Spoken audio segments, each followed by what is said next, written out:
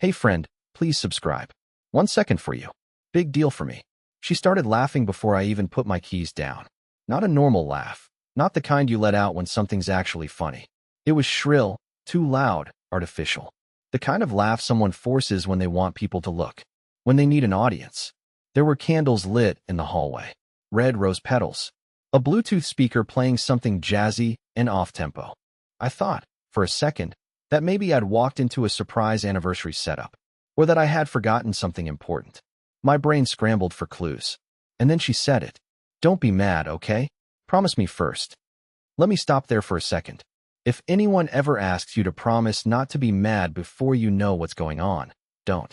That's emotional landmines wrapped in glitter. And I stepped on all of them. I asked, what's going on? Even though I didn't want the answer. She tugged at my arm and guided me to the living room like a child showing off a science project. There was a tripod set up.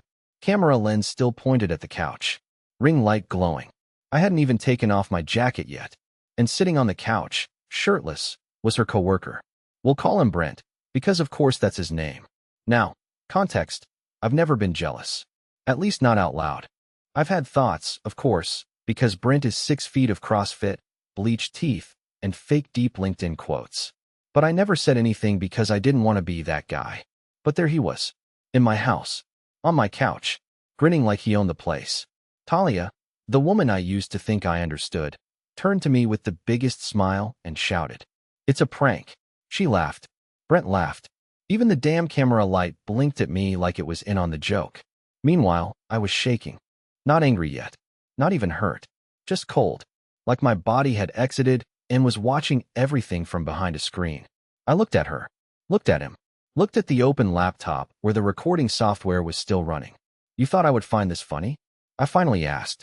Talia stepped forward, her expression suddenly switching to that, "Oh come on, don't be sensitive" face she wears when she's about to turn guilt into gaslight.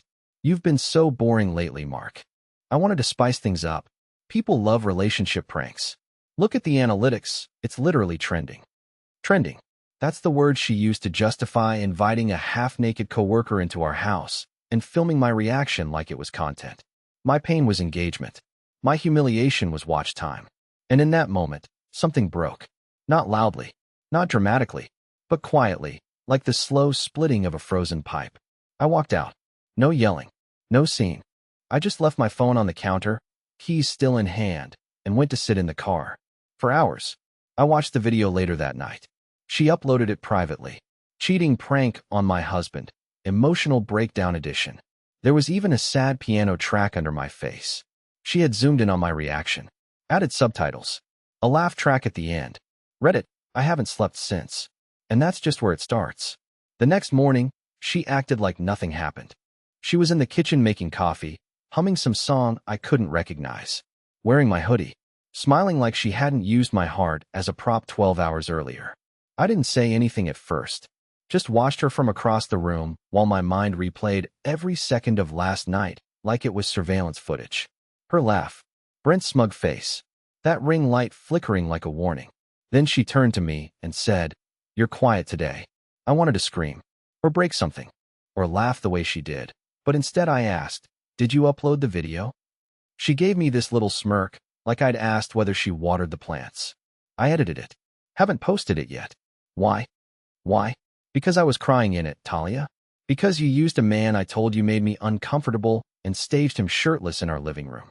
Because your idea of romance is analytics now. But I didn't say that. I just asked, "Can I see it?" She hesitated. Just for a second. That moment where the smile twitched, almost disappeared. Then, sure. But I cut the worst parts out. You kind of overreacted. That word. Overreacted. It stuck in my head like glass. I followed her into her office, our guest room, now home to her editing setup, and sat beside her while she opened Premiere Pro. The video was polished, branded, had a fake thumbnail ready to go. I cheated on him. And he broke down, with fire emojis and a crying face. She hit play. It wasn't just a prank. It was a story, a performance. There were captions, music swells, jump cuts to zoom in on my face. She even slowed down my reaction when I said, "Is this real?" Like it was some dramatic reveal in a soap opera. Then I noticed something. A folder on the desktop labeled "Unused Cuts, Runtime Raw." It was open in the background. One of the file names said, "Kiss Angle 2." I didn't ask. Not then. I just stared at it. She didn't see me looking. But that was the moment everything inside me turned cold. Because either that video title was exactly what it sounded like, or I was about to find out that the prank wasn't the worst part of what happened that night. And I wasn't sure which would hurt more. I waited until she left the apartment. She said she was meeting a friend for brunch, and I just nodded, pretending everything was fine, even kissed her on the cheek like I wasn't planning to go full digital detective the moment the door clicked shut. The second I heard the elevator were to life, I walked straight into her office and sat down at the desk. My hands were sweating. Stupid, right? It was just a laptop. But it felt like defusing a bomb. I opened the folder, "Unused Cuts, Runtime Raw," and just stared at the list. There were over 40 clips. Some had boring names like wide_angle 1 or reaction_roll, but others made my stomach twist. Couch_tease_3, MOV. Brent_backsh_laughs.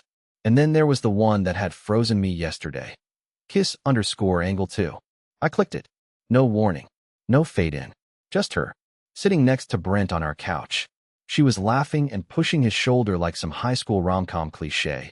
And then, without hesitation, she leaned in and kissed him on the cheek. He kissed her back. And it wasn't some friendly tap. It was slow. Intentional. Like there was history. Or worse, chemistry. Then she looked at the camera and whispered, "He's gonna lose it." My chest was caving in on itself. I actually had to pause the video and walk away. I stood in the hallway, clutching the doorknob like it was the only thing keeping me upright. This wasn't just a prank. This was something else. Something layered. Something planned too well. I went back. I made myself watch more. Clip after clip blurred together. Her laughing while Brent rubbed her thigh. Her adjusting the camera angle while telling him, "No, closer. Make it look real." Him asking, "Are you sure he won't hit me?" Her saying, "He's too soft for that." Too soft. That one stuck. She'd always called me gentle. Sensitive. Said it like a compliment, until now. Now I realized she said it like a tool. Like a weakness. Like she counted on me not fighting back. I should have been angry. Furious. But all I felt was this deep, hollow quiet. Like someone had muted the world. And then I found the last clip in the folder. It wasn't labeled. Just a single file named Untitled. MOV. Buried in a subfolder called Do Not Post. It was dated 3 weeks before the prank. She was alone in the frame. No makeup. Hair tied up. Sitting cross-legged on the bed. She looked into the lens and whispered, "If he ever sees this, I'll just say it was for content." Then she smiled. I didn't press play again. Not yet. I didn't confront her that night. I didn't scream, didn't cry, didn't even bring it up. Instead, I sat across from her at dinner while she talked about how her brunch turned into an impromptu video shoot with some mutuals I'd never heard of. She was animated, glowing, phone in one hand, scrolling through comments and showing me thumbnails of things I was supposed to care about. And the entire time, I just nodded. I must have looked insane. Numb. Like a ghost politely pretending to still be someone's husband. But I had a plan now. I started playing dumb, more than usual. I complimented her content, asked about her creative process, started offering to help with her filming schedule, just to keep tabs. I needed to know if Brent was coming back. If he ever really left. She didn't mention him once. Almost like she knew it would trigger something. Or maybe like she assumed I'd already forgotten it ever happened. I didn't forget. I watched her closer than ever. I noticed little things. Like how she started sleeping with her phone under the pillow, which she never used to do. How she kept her editing drive physically unplugged when she wasn't working. How she used a new password on her MacBook. I played along, acted normal, but every night I felt like I was sleeping next to a loaded gun. Then one afternoon, while she was in the shower, I heard a voice I shouldn't have heard. It was Brent, laughing, but not from a call, no. From the Bluetooth speaker. She had accidentally left her laptop connected while auto-playing exported clips on loop. I stood frozen in the hallway as the audio spilled into the room. His voice, her giggle, the same toxic melody from the video I watched in secret. But this time, I heard something new. "I still can't believe you're keeping this from him," Brent said, and then laughed again. "You're a savage, Talia." And her voice, a little quieter, a little too real. "If he knew, it wouldn't be fun anymore." I don't even remember walking into the room. But suddenly I was standing there, staring at her laptop, the waveforms still pulsing in the editing software. I didn't touch anything. I didn't need to. The words had already hit me like ice water down the spine. If he knew, it wouldn't be fun anymore. That was when I finally accepted it. This wasn't just a phase. This wasn't about content or followers or even bad taste in pranks. This was sport. I wasn't her husband. I was her favorite experiment. A reliable reaction. A soft target wrapped in a marriage license. I didn't say anything that night, either. I couldn't. Not yet. But I started recording. Everything. I started with a mic under the couch cushions. It was a cheap thing I ordered online, disguised as a phone charger, and it recorded audio straight to an SD card. She never noticed it. Why would she? I'd spent years being the harmless one, the guy who refilled the dishwasher and cried during Pixar movies. She didn't see me as a threat. That worked in my favor. The first 2 nights were mostly silence. Some video editing. A few phone calls I couldn't make out. But on the 3rd night, after I pretended to fall asleep on the couch, she walked into the living room and made a call. She didn't turn on any lights, and she spoke in this quiet, half-laughing voice, like she already knew she was being bad and liked the thrill of it. I didn't tell him about the second shoot, she said. Yeah, the one in the hotel. He thought it was a collab with that DIY girl, remember? She laughed softly. No, he didn't even ask. He never does. He just believes me. Then silence. Then more laughter. Then a voice I couldn't fully identify on the other end, muffled and deep, but I caught the words, "He'll find out eventually." To which she said, "Not unless I let him." I sat there on the edge of the bed the next morning, holding that tiny mic in my hand, just listening. I must have played it 30 times before the battery died. I didn't cry. I didn't get angry. I just kept rewinding it like maybe I missed something. Like maybe I could find a crack in her tone that told me it was still somehow a joke. But it wasn't. That night, I didn't sleep. I stayed up scrolling through her Patreon tiers, the ones I had never paid much attention to before. I noticed one new tier had been added just last month. Unfiltered behind the scenes, gold members only. The description was vague. Extras too wild for YouTube. For mature eyes only. The banner was a picture of her in a hotel bathrobe. I made a burner account. Paid for the top tier. There were 10 videos. Most were harmless. Chaotic filming days, awkward bloopers, clips of her messing around with lighting setups. But then I found one titled simply, Room 409 Outtakes. It wasn't explicit. Nothing actually crossed a line YouTube would flag. But it was intimate. It was Brent filming her while she lay on a hotel bed in a dress I'd never seen before. She was sipping wine and giggling, playfully kicking at the camera, calling him a terrible director. At one point, she pulled the bedsheet over her head and said, "If Mark ever saw this, he'd die." That was the moment it hit me. This wasn't just some prank spiral. This was curated cruelty, monetized manipulation, and I was the only one who didn't know I was part of the act. Still, I didn't confront her. Not yet. Because the most terrifying part wasn't that she was lying to me. It was the growing suspicion that she was waiting for me to find out. 3 days later, someone knocked on our door around noon. Talia was out scouting rooftop lighting, whatever that meant, so I opened it half expecting a delivery. Instead, it was a guy in a gray hoodie, holding a small tripod and looking extremely uncomfortable. Is Talia home?" he asked. His voice cracked like he regretted even coming. I told him no. Asked who he was. He hesitated. Then he said, "I'm Levi. I filmed with her.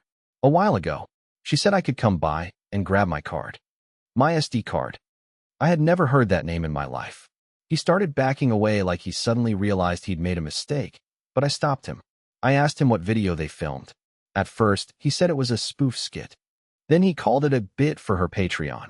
And then he stopped mid-sentence and sighed like he was trying to decide whether to trust me. "I didn't know she was married," he finally said. The words hit me so hard I thought I misheard. "She said she was single. That you were an ex or something. Just staying until the lease ended." I didn't respond. Just stared. He pulled his phone out and, without asking, opened his photo app. Showed me a few clips, just thumbnails, nothing graphic. But there she was. Same hotel robe. Different guy. Me. Not even in the story. I asked him when this was. "March," he said. "Couple months ago." I told him to wait. I walked into her office, opened the drawer she always kept locked badly, and sure enough, Inside was a small black SD card labeled L, alt angles. I handed it to him without a word. Levi looked genuinely embarrassed. I didn't mean to mess anything up, man. She said it was just for content. Said everyone was doing it now. I just closed the door. Then I locked it. Then I sat on the floor for a very long time and realized she hadn't just been planning these things. She'd been rotating people, keeping stories straight, editing reality depending on who was watching. And I was the only one who didn't have the script. I didn't tell her about Levi. Not when she got home. Not that night. Not even when she sat on the couch next to me like she hadn't been spinning entire fake realities just a few months earlier. She scrolled through her phone while I stared at the TV, pretending to watch, but really watching her reflection in the screen. Calm. Composed. Too composed. That's when I started to think she already knew. Not about Levi showing up, specifically, but that I had finally started seeing everything. There was something in the way she moved around me now. Calculated, careful, almost like she was waiting for me to make a mistake. That scared me more than anything. It was the first time I realized we weren't in a marriage anymore. We were in a standoff. The next morning, I got an email. It wasn't from her. It was from a throwaway Gmail, no name, just a subject line that said, "Ask her what happened in San Diego." The message was short. One sentence. She stayed an extra day after the shoot. Brent didn't. There was an attachment. A hotel receipt. Talia's name. 1 room. 2 guests. I felt like my throat closed. I don't know what broke me more, seeing it spelled out so plainly or realizing someone else out there knew. I wasn't just humiliated. I was visible now. I didn't bring it up right away. Instead, I did something worse. I told her I wanted to film a couple's Q&A video with her.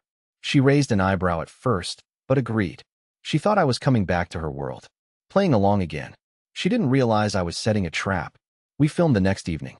I set up her camera exactly how she liked it, used her lighting presets, made it look as authentic as possible. I even let her control the questions. Everything was laughs and fake banter. Who's the jealous one? What's your biggest ick? That kind of garbage. And then I asked it. What's one lie you've told me that I still don't know about?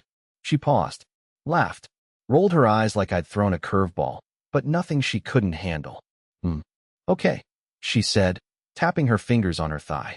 Back in March, when I said I flew back from San Diego early because I wasn't feeling well, I actually stayed an extra night. My heart stopped. But, she added quickly, laughing, it wasn't what you think. I just wanted to decompress. Brent left early. I needed the room to myself. You know how I get after shoots. She said it like it was harmless. Like I was supposed to find it quirky. A cute secret, now confessed. I stared at her. Smiled for the camera. Inside, I was cracking. She was lying. I had the receipt. I had the email. I had Levi. But she still believed she had control. Still thought she could keep spinning the story with just enough charm to confuse the truth. She didn't know this video wasn't going on her channel. It was going on mine. I uploaded the video at midnight. Not on her channel. Not even under my name. Just a burner account. No branding, no intro, just the raw footage, the Q&A video with a few additions. Her laughing. San Diego. The hotel receipts. Audio clips stitched in like echoes. I didn't label it revenge. I didn't rage or rant. I just titled it, When You Realize You're the Content, Not the Partner. I didn't check the views. I didn't check the comments.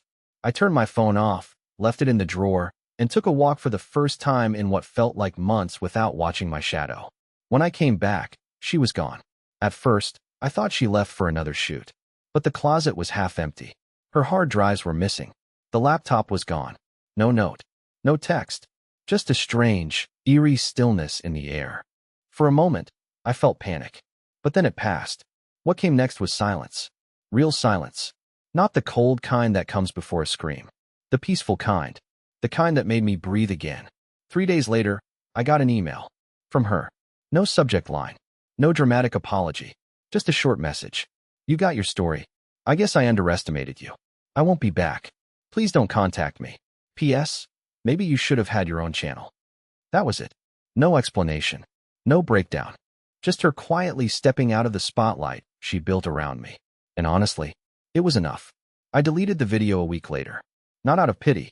Not because I forgave her. But because I didn't want to live in that loop anymore. She fed on reactions. I needed to starve that cycle. I moved out 2 months after she left. Different city. Rented a tiny place with a creaky porch and mismatched cabinets. It's nothing like our old place, which is why I love it. I started therapy. Got off Reddit for a while. Bought a cheap camera. Began filming nature walks. Quiet mornings. Honest, boring, real things. And people started watching. Not for drama. Not for breakdowns. Just for peace.